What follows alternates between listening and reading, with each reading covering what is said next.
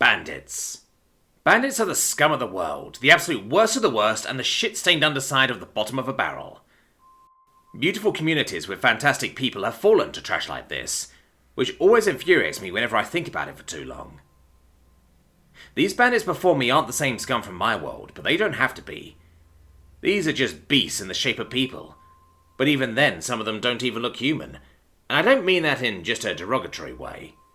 There are folks with green skin and tusks, others that look human but with pointy ears. Some have pure black, almost purplish skin, some bird person, and what can only be described as a bull with muscles that can stand on its hind legs. With Basti prowling around, I count a total of 10 bandits.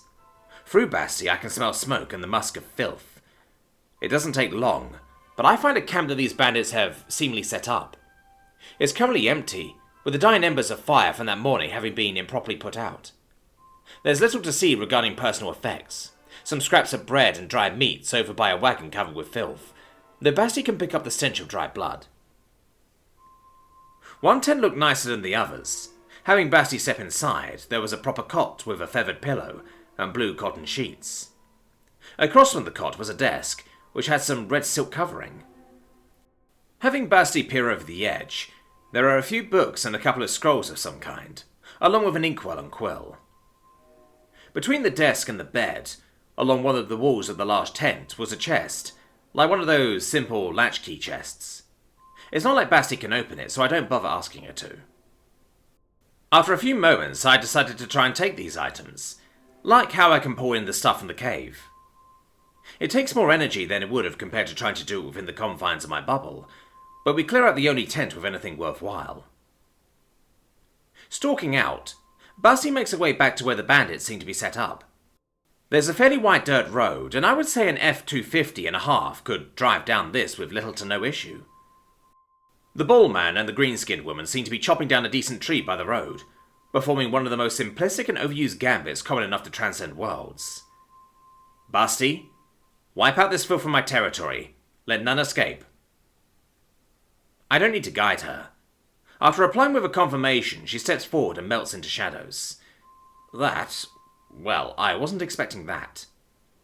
She starts from the outside of the group, her presence sliding up to a purple-skinned woman and a human-looking man who is shooting the shit. In a flash of darkness, Basti lunges out, claws outstretched and slashing the man's throat. Pushing off the still-standing corpse and pouncing on the woman, her head soon finds itself in the open maw of Basti, her ferocious fangs clamping down and crushing the skull with a sharp, twisting motion that leaves the head dangling. Some strands of the flesh are the only thing keeping the head attached as a shower of blood sprays up from the neck of the woman. Basti is gone in a flash, the corpse is barely landing with dull thumps into the dirt and grass by the time she's dived back into the shadows, whereas I receive vast amounts of energy, images and memories that aren't my own flashing from my mind's eye. I learned some things, but honestly I could give two shits about that. There's more scum to exterminate. Basti circles around the group, finding a loner who seems to be off starting a golden river. Basti didn't even give him the courtesy of using her claws, lunging up and out of the shadows as she slammed her paws into the back of his head, smashing his brain case into the tree in front of him. The corpse remained there for a few moments before falling back, grey viscera sticking in clumps against the tree as he crumpled into a heap. I receive another wave of energy, the feeling almost addictive as I seem to grow more powerful with each kill. Finally, a good use with bandits.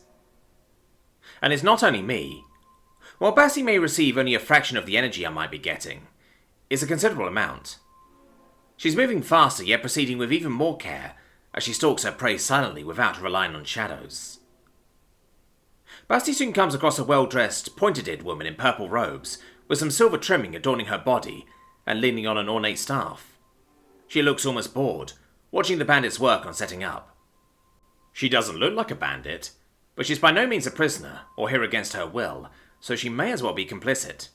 That means she's got to go. Basti accepted the go-ahead as she rushed forward toward the woman. However, it seems she was more aware than she previously appeared, her gaze snapping over towards Basti at the last second and moving to dodge, receiving a deep gash along her plump thigh as she spills to the ground with a scream. Basti skids to a stop as she comes around for a second pass. Though the ambush site is soon buzzing with activity, sounds of movement rushing towards the screaming woman. Basti ducked under a whizzing arrow she sensed before even I reacted. The pointed-eared woman is shouting words that I vaguely understand, though I know for sure it isn't any language I know. Suddenly, a wave of ice launched out from the end of her staff at Basti, the big cat tanking the hit as her teeth clamped down on the woman's throat, ripping and tearing with a smooth twist as she continued to run, diving into the next shadow. Next is an even more grisly and brutal scene, as 4 of the remaining bandits are screaming and calling out for their allies, striking blades into shadows and loosing arrows at the slightest movement. There was some grim humour for me, as Basti pounced down on a black-skinned man, the notched arrow from his bow being loose as he ended up nailing the green-tusked woman right in the eye. All that was left was the bullman, who was easily 7 to 8 feet tall and wielding a massive warhammer. He was bellowing a challenging call to Basti, who accepted it as she stepped out from behind a large tree, her ebony maw glistening with the brutally fresh red blood of his comrades. She rushes the bull, who takes a step back due to the pure intimidation he feels facing Basti, who slides between his legs, slashing at his inner thigh with her claws and sending him to one knee. He freaks out, gripping his hammer and while he's swinging into the air. Basti closes back on the bull, ducking and weaving past the swings as she hops onto his back. Claws digging into his thick back flesh, while she bites into and rips at his shoulder. He's still alive as she pounces off of him, the force of her legs sending him sprawling as his horns rip up the dirt and grass. Basti ducks into a shadow before erupting out beside the bull, landing on his chest as he looks up at her, the sun blinding him as she sinks her teeth into his throat, ripping it free from his body and ending him. Well, Basti, it looks like you've been holding out on me. I didn't know you could do all that. Honestly, I was expecting this to be a little harder and somewhat unfair to you. My rage against bandits had gotten the better of me. However, I'm proud of you for being able to step up to the plate and excel. Good work, Basti. Now go ahead and help me collect their bodies and gear. It looks like I have some studying to do.